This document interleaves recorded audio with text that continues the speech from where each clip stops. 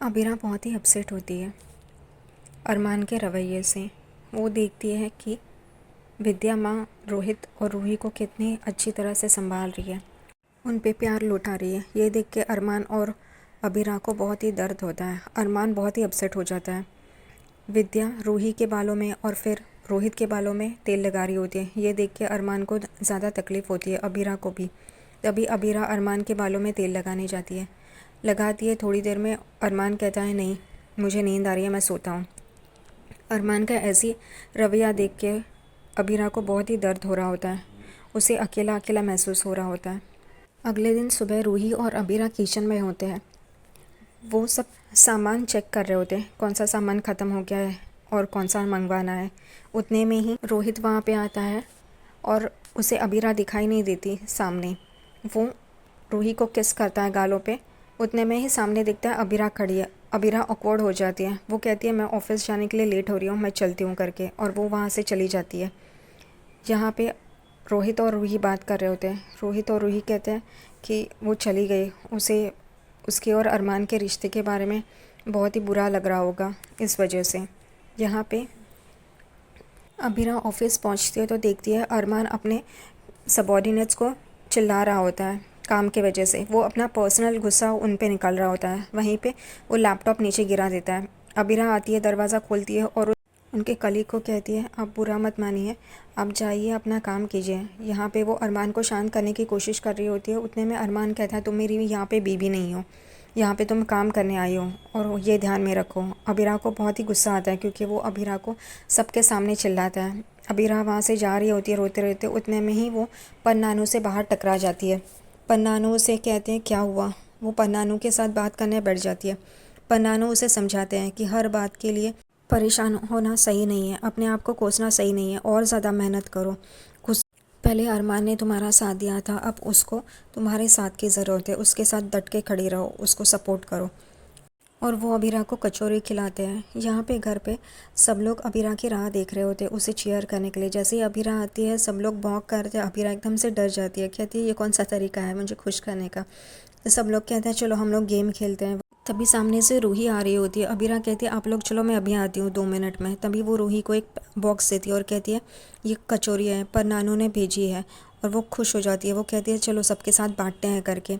और वो सबके साथ बांटते हैं, खाते हैं, मज़ा करते हैं और वो गेम खेल रहे होते हैं। उतने में ही अरमान भी जाते जाते ऊपर से इन लोगों को खेलते हुए देख रहा होता है और वहाँ से सामने से विद्या भी आ रही होती है।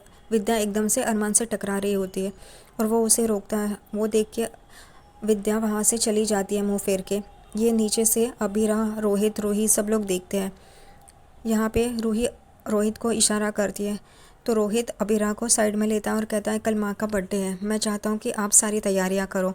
तो अबीरा कहती है, वो हमसे बात नहीं करती, वो पसंद नहीं करेंगी अगर मैंने तैयारियाँ की तो रोहित कहता है, यही मौका है उनको मनाने का, क्योंकि वो हर बार बर्थडे का केक पहले अरमान भैया को खिलाती है। इस वजह से शायद इस बार भी ऐसा ही हो, वो भूल जाए अपनी लड़ाई अरमान भैया से। इस बात पे अबीरा भी एग्री करती है और वो कहती है, ठीक है मैं तैयारियां करूँगी अगर उन दोनों की दूरियां मिटने वाली हो तो। अबीरा सारी डेकोरेशन करने लगती है। अरमान वहाँ पे आता है और उसे चिल्लाता है। वो कहता है कि माँ को अच्छा नहीं लगेगा, तुम ये सब क्यों कर रही हो। तो वो कहती है, दूरियां मिट जाएंगी, तुम ऐसा क्यों नहीं सोचते। तो अरमान उस पर चिल्लाता है और वहाँ से चला जाता है। वो अगले दिन सुबह केक बना रही होती है और वहाँ से विद्या को आते हुए देखती है तो रूही को अप्रैन पहना के वहाँ पे खड़ा कर देती है। विद्या को लगता है रूही उसके लिए केक बना रही है तो विद्या उसे शाबाशी देती है और कहती है, बाहर से मंगाने से अच्छा खुद बनाओ तो वो बहुत अच्छा होता है। और वहाँ से चली जाती है और कहती है कि बाहर के लोगों को यहाँ पे मत बुलाना, सिर्फ अपने घर वाले ही रहें। वो जानबूझकर अबीरा को देखी ये सब कह रही होती है। अबीरा को बुरा लगता है, रूही को भी। रूही कहती है, तुम ये सब कर रही हो लेकिन माँ ने तुम्हें आने से मना किया है पार्टी में। वो कहती है, जाने दो, छोड़ दो, और वो केक बनाने लगती है। यहाँ पे मनीषा कैटरर्स को कह रही रहती है, 6 बजे तक खाना भेज दो और वहाँ पे उस खाने में अखरोट मत डालना क्योंकि बर्थडे गर्ल को अखरोट से एलर्जी है करके। यहाँ पे Abira carrot and walnut cake बनाती है। अबीरा को पता नहीं है कि विद्या को अखरोट से एलर्जी है, वो केक में अखरोट डालती है।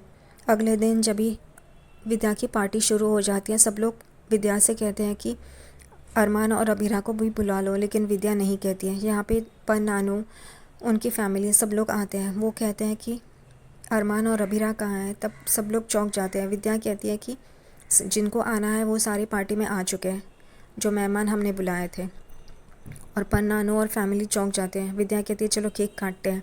यहाँ पे अरमान अपने कमरे में बैठ के काम कर रहा होता है। अभिराव से कहती है चलो ना हम भी जाते हैं। तो वो कहता है तुम्हें पता नहीं है क्या, हमें नहीं बुलाया है ना। तो वो कहते हैं हम दूर से ही देखेंगे। तो वो कहता है नहीं, उनकी पार्टी का बेरंग हो जाएगा, यहीं पे बैठो। और वो कहती है कि तुमने जो 3 महीने पहले से ही माँ के लिए जो गिफ्ट लिया है वो तो उन्हें कम से कम दे दो। अभी अरमान कहता है नहीं। अभिरा कहती है रोहित ने मुझे कहा था कि माँ तुम्हारे सिवा केक नहीं काटती, पहला केक का टुकड़ा तुम्हें ही खिलाती है। तो वो कहता है नहीं, ऐसा नहीं होगा इस बार। तो वो कहती है ज़रूर होगा। और वह यहाँ पे केक काटने का फंक्शन शुरू हो जाता है। अरमान कहता है देखो।